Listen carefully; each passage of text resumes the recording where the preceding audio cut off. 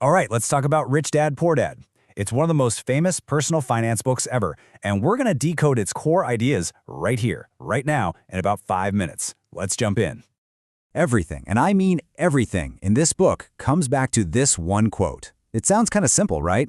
But it completely flips the script on what most of us were ever taught about jobs and getting rich. So, what does it actually mean to have your money work for you? Well, that's what we're about to find out.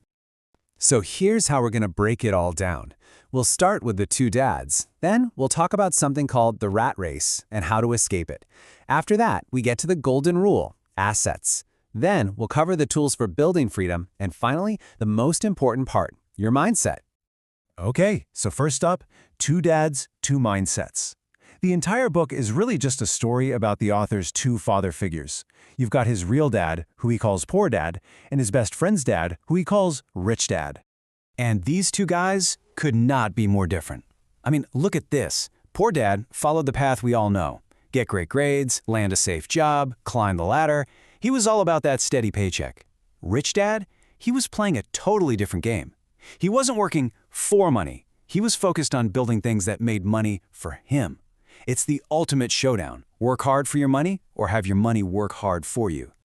So, what happens when you listen to Poor Dad? Well, that traditional advice, the stuff most of us are taught, it leads right into what Kiyosaki calls the rat race. And it's a trap a lot of us are in without even knowing it. So what is the rat race? You know this cycle. It's an endless loop that's run by two feelings.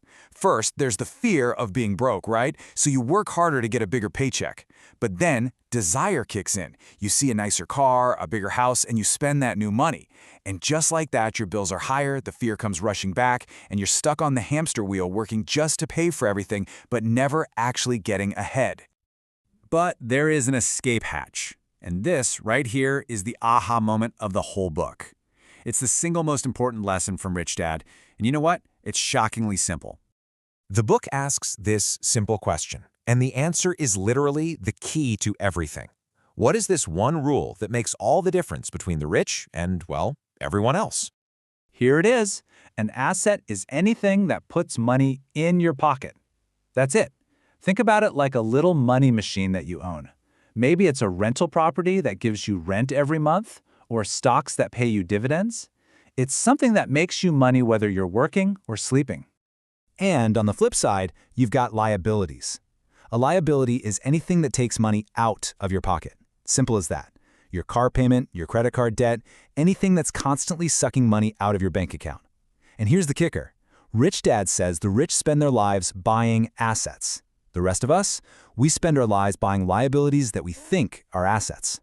And this is the one that gets everybody talking. Most of us are taught that our house is our biggest asset. Rich Dad says wrong.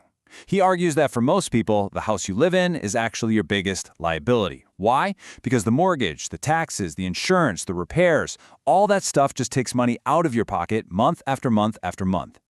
Okay, so the goal is to buy assets. Got it. But how do you actually do that? Well, this next part is all about the toolkit, the actual strategies for building up that asset column. The toolkit is pretty straightforward. First, mind your own business. Now, this doesn't mean you have to quit your job.